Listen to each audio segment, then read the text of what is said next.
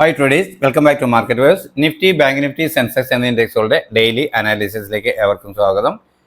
പതിവ് പോലെ ഇന്നും നിഫ്റ്റി എങ്ങനെ ട്രേഡ് ചെയ്യാൻ കഴിഞ്ഞു എന്ന് പരിശോധിക്കാം. ആദ്യം 12/3/2025 ബുധനാഴ്ച 22,468 എന്ന ലെവലിൽ ക്ലോസ് ചെയ്തിരുന്ന നിഫ്റ്റി ഇന്ന് ഓപ്പൺ ആയത് 22,541 എന്ന ലെവലിലാണ്. അതായത് ഏതാണ്ട് 73 പോയിന്റിന്റെ ഗ്യാപ്പ് അപ്പ്.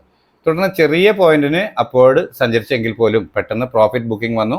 ചെറിയ ടൈം ഫ്രെയിമിൽ പരിശോധിച്ചാൽ നമുക്ക് കാണാം, വളരെ പെട്ടെന്ന് ഒരു സെല്ലിംഗ് അത് നല്ല പ്രോഫിറ്റ് തന്നു.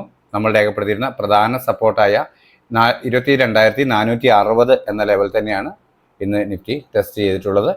അതിനുശേഷം ചെറിയ ടൈം ഫ്രെയിമിലുള്ള ക്യാൻഡിൽ പാറ്റേണുകൾ പ്രൈസ് ആക്ഷൻ പ്രകാരം അപ്വേർഡ് ഡയറക്ഷൻ നൽകി.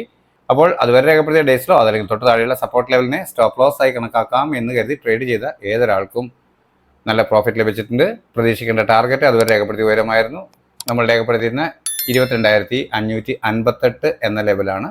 അത് കൃത്യമായും ടാർഗറ്റായി ലഭിക്കുകയും ചെയ്തു. എന്നാൽ തുടർന്ന് അവിടുന്ന് ഒരു പ്രോഫിറ്റ് ബുക്കിംഗ് ഇവിടെ പ്രൈസ് ആക്ഷൻ പ്രകാരം ശ്രദ്ധിച്ചു കഴിഞ്ഞാൽ കൃത്യമായും സെല്ലിംഗ് ഡയറക്ഷൻ രൂപപ്പെടുന്നത് നമുക്ക് കാണാൻ കഴിയുന്നതാണ്. ഇന്നത്തെ ഹൈ ലോ എന്നിവ പരിശോധിക്കുകയാണെങ്കിൽ നമുക്ക് കാണാം, നിഫ്റ്റി ആകെ തന്നിരിക്കുന്ന മൂവ്മെൻറ്റ് ഒരു 180 പോയിന്റിൻ്റേതാണ്. എന്നാൽ നല്ല ഒരു ട്രേഡിംഗ് ദിനമായിരുന്നു എന്ന് വേണം പറയാൻ. കൃത്യമായും ഇത് തിരിച്ചറിയാൻ കഴിഞ്ഞ ഒരാൾക്ക് ഈ ഒരു സപ്പോർട്ടിലേക്ക് വീണ്ടും ട്രേഡ് ചെയ്യാൻ കഴിഞ്ഞിട്ടുണ്ട്. Put option day's high stop loss ആയി കൊടുത്തുകൊണ്ട് പുട്ട് ഓപ്ഷൻ ട്രേഡ് ചെയ്യാൻ കഴിഞ്ഞിട്ടുണ്ട്. എന്നാൽ ഈ സപ്പോർട്ടിൽ നിന്നും വീണ്ടും ഒരു അപ്പ് മൂവ് കിട്ടുമോ എന്ന് സന്ദേഹിച്ച് ട്രേഡിൽ എൻ്റർ ആയ ഏതൊരാൾക്കും ഡേയ്സ് ലോ ആയിരിക്കും സ്റ്റോപ്പ് ലോസ് കൊടുത്തിട്ടുണ്ടാവുക.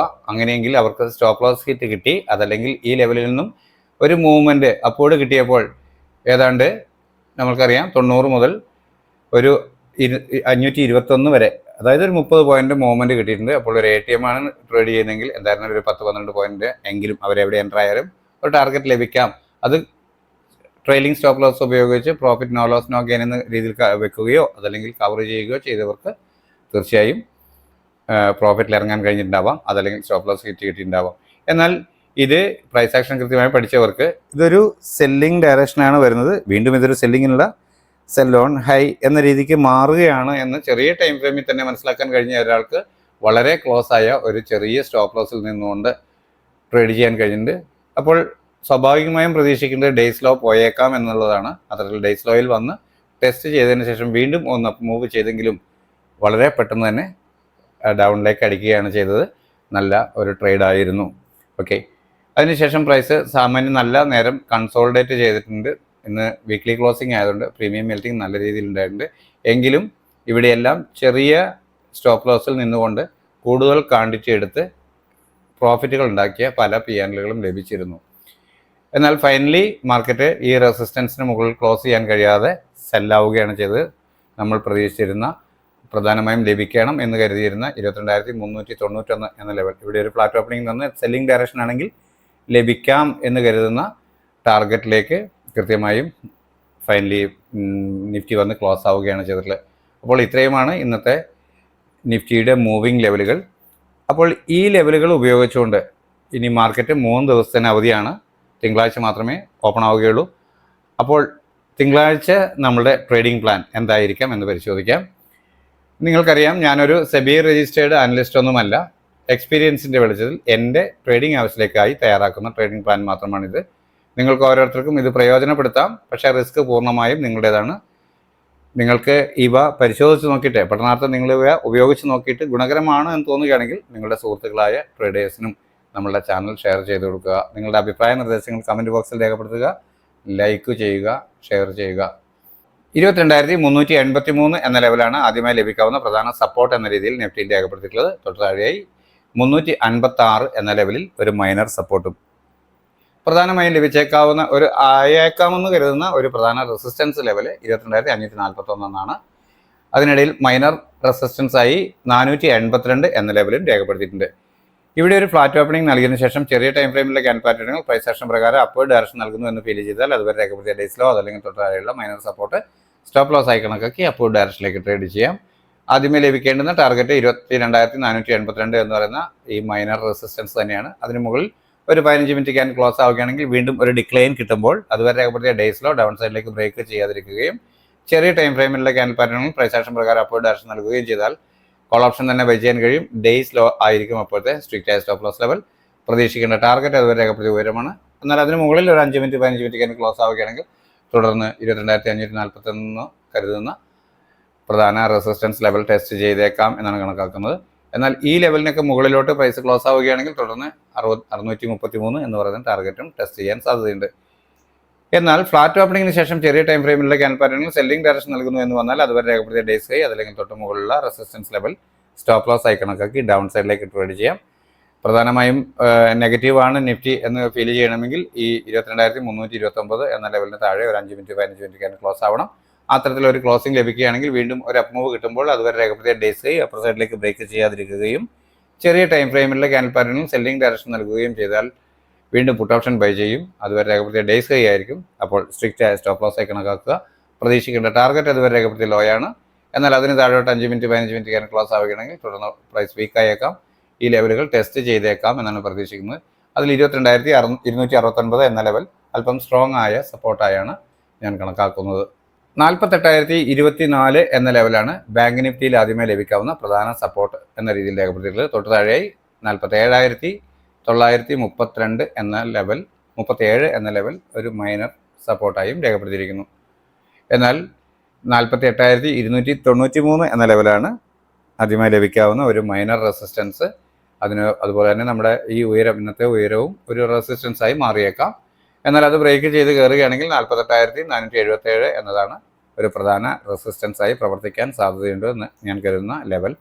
ഇവിടെ ഒരു ഫ്ലാറ്റ് ഓപ്പണിംഗ് നൽകിയതിനു ശേഷം ചെറിയ ടൈം ഫ്രെയിമിലെ ക്യാൻഡിൽ പാറ്റേണുകൾ പ്രൈസ് ആക്ഷൻ പ്രകാരം അപ്വേർഡ് ഡയറക്ഷൻ നൽകുന്നു എന്ന് ഫീൽ ചെയ്താൽ അതുവരെ രേഖപ്പെടുത്തിയ ഡേയ്സ് ലോ അതല്ലെങ്കിൽ തൊട്ട് താഴെയുള്ള മൈനർ സപ്പോർട്ട് ഒരു സ്റ്റോപ്പ് ലോസ് ആയി കണക്കാക്കി അപ്വേർഡ് ഡയറക്ഷനിലേക്ക് ട്രേഡ് ചെയ്യും. ഈ ലെവലിന് മുകളിൽ ഒരു 15 മിനിറ്റ് ക്യാൻഡിൽ ക്ലോസ് ആവുക എന്നതാണ് ആദ്യം ലഭിക്കേണ്ടുന്ന ടാർഗറ്റ്.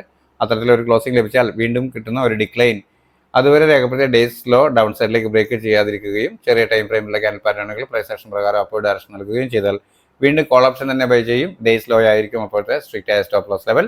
പ്രതീക്ഷിക്കുന്ന ടാർഗറ്റ് അതുവരെ രേഖപ്പെടുത്തിയ ഉയരമാണ്. എന്നാൽ അതിന് മുകളിലോട്ട് ഒരു 5 മിനിറ്റ് 15 മിനിറ്റ് ക്യാൻഡിൽ ക്ലോസ് ആവുകയാണെങ്കിൽ തുടർന്ന് പ്രൈസ് ഗ്രാജുവലി അപ്വേർഡ് മൂവ് ചെയ്തേക്കാം. അങ്ങനെയെങ്കിൽ ഈ ലെവലുകൾ ടെസ്റ്റ് ചെയ്തേക്കാം എന്നാണ് പ്രതീക്ഷിക്കുന്നത്. എന്നാൽ ഫ്ലാറ്റ് ഓപ്പണിംഗിന് ശേഷം ചെറിയ ടൈം ഫ്രെയിമിലെ ക്യാൻഡിൽ പാറ്റേണുകൾ സെല്ലിംഗ് ഡയറക്ഷൻ നൽകുന്നു എന്ന് വന്നാൽ അതുവരെ രേഖപ്പെടുത്തിയ ഡേയ്സ് ഹൈ അതല്ലെങ്കിൽ തൊട്ട് മുകളിലുള്ള റെസിസ്റ്റൻസ് ലെവൽ സ്റ്റോപ്പ് ലോസ് ആയി കണക്കാക്കും. പ്രതീക്ഷിക്കുന്ന ടാർഗറ്റ് ഈ ലെവലിന് താഴെ ഒരു 5 മിനിറ്റ് 15 മിനിറ്റ് ക്ലോസ് ആവുക എന്നതാണ്. അത്തരത്തിലൊരു ക്ലോസിംഗ് ലഭിച്ചാൽ വീണ്ടും ഒരു അപ്പ് മൂവ് കിട്ടുമ്പോൾ അതുവരെ രേഖപ്പെടുത്തിയ ഡേയ്സ് ഹൈ അപ്പർ സൈഡിലേക്ക് ബ്രേക്ക് ചെയ്യാതിരിക്കുകയും ചെറിയ ടൈം ഫ്രെയിമിലെ ക്യാൻഡിൽ പാറ്റേണുകൾ സെല്ലിംഗ് ഡയറക്ഷൻ നൽകുകയും ചെയ്താൽ വീണ്ടും പുട്ട് ഓപ്ഷൻ ബൈ ചെയ്യും. ഡേയ്സ് ഹൈ ആയിരിക്കും അപ്പോഴത്തെ സ്ട്രിക്റ്റ് ആയ സ്റ്റോപ്പ് ലോസ് ലെവൽ. പ്രതീക്ഷിക്കുന്ന ടാർഗറ്റ് അതുവരെ രേഖപ്പെടുത്തിയ ലോ ആണ്. എന്നാൽ അതിന് താഴോട്ട് ഈ ലെവലിന് താഴെ ഒരു 5 മിനിറ്റ് 15 മിനിറ്റ് ക്ലോസ് ആവുകയാണെങ്കിൽ 47,843 എന്ന ലെവലിന് താഴെ ക്ലോസ് ആയാൽ ബാങ്ക് നിഫ്റ്റി അല്പം കൂടെ വീക്ക് ആയേക്കാമെന്നാണ് കണക്കാക്കുന്നത്. അങ്ങനെയെങ്കിൽ ലഭിക്കാവുന്ന ടാർഗറ്റുകളാണ് തൊട്ട് താഴെ രേഖപ്പെടുത്തിയിട്ടുള്ള ലെവലുകൾ. ഇവ നിങ്ങൾക്ക് കാണാമെന്ന് കരുതുന്നു. 73,776 എന്ന ലെവലാണ് ഇന്ന് ക്ലോസ് ആയ ലെവൽ തന്നെയാണ്. ആ ലെവൽ തന്നെയാണ് ആദ്യമായി ലഭിക്കാവുന്ന ഒരു സപ്പോർട്ട് എന്ന രീതിയിൽ കണക്കാക്കിയിട്ടുള്ളത്. തൊട്ട് താഴെ ഒരു മൈനർ സപ്പോർട്ടും രേഖപ്പെടുത്തിയിട്ടുണ്ട് 73,690. എന്നാൽ 74,300 എന്ന ലെവലാണ് ആദ്യമായി ലഭിക്കാവുന്ന ഒരു പ്രധാന മൈനർ റെസിസ്റ്റൻസ് ലെവലായി കണക്കാക്കുന്നത്. മുകളിലായി 74,440, 74,564 എന്നിങ്ങനെയുള്ള ലെവലുകൾ കൂടി രേഖപ്പെടുത്തിയിട്ടുണ്ട്. ഇവിടെ ഒരു ഫ്ലാറ്റ് ഓപ്പണിംഗ് നൽകിയതിനു ശേഷം ചെറിയ ടൈം ഫ്രെയിമിലെ ക്യാൻഡിൽ പാറ്റേണുകളിൽ പ്രൈസ് ആക്ഷൻ പ്രകാരം അപ്വേർഡ് ഡയറക്ഷൻ നൽകുന്നു എന്ന് വന്നാൽ അതുവരെ രേഖപ്പെടുത്തിയ ഡേയ്സ് ലോ അതല്ലെങ്കിൽ തൊട്ട് താഴെയുള്ള മൈനർ സപ്പോർട്ട് സ്റ്റോപ്പ് ലോസ് ആയി കണക്കാക്കി അപ്വേർഡ് ഡയറക്ഷനിലേക്ക് ട്രേഡ് ചെയ്യാൻ കഴിയും. പ്രതീക്ഷിക്കുന്ന ടാർഗറ്റ് ഈ ലെവലാണ്. 74,300 മുകളിൽ ഒരു 5 മിനിറ്റ് 15 മിനിറ്റ് ക്യാൻഡിൽ ക്ലോസ് ആവുക എന്നാണ്. നല്ല റേഞ്ച് ഉണ്ട്. അതുകൊണ്ട് ഒറ്റയടിക്ക് കിട്ടിക്കൊള്ളണമെന്നൊന്നുമില്ല.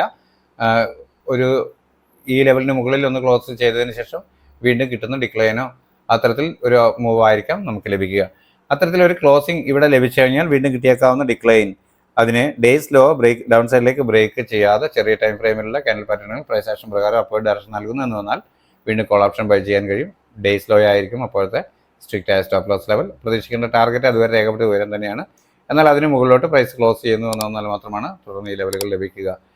എന്നാൽ ഫ്ലാറ്റ് ഓപ്പണിംഗിന് ശേഷം ചെറിയ ടൈം ഫ്രെയിമിലുള്ള ക്യാൻഡിൽ പാറ്റേണിൽ സെല്ലിംഗ് ഡയറക്ഷൻ നൽകുന്നു എന്ന് വന്നാൽ അതുവരെ രേഖപ്പെടുത്തിയ ഡേയ്സ് ഹൈ അതല്ലെങ്കിൽ തൊട്ട് മുകളിലുള്ള ഒരു റെസിസ്റ്റൻസ് ലെവൽ സ്റ്റോപ്പ് ലോസ് ആയി കണക്കാക്കി ഡൗൺ സൈഡിലേക്ക് ട്രേഡ് ചെയ്യാം. അത് ലഭിക്കേണ്ട ടാർഗറ്റ് ഇന്നത്തെ ഈ ലോയ്ക്ക് 73,597 എന്ന ലെവലിന് താഴെ ഒരു 5 മിനിറ്റ് 15 മിനിറ്റ് ക്ലോസ് ആവുക എന്നതാണ്.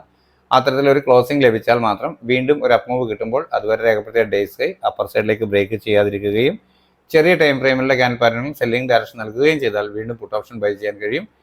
ഡേയ്സ് ഹൈ ആയിരിക്കും അപ്പോഴത്തെ സ്ട്രിക്റ്റ് ആയ സ്റ്റോപ്പ് ലോസ് ലെവൽ.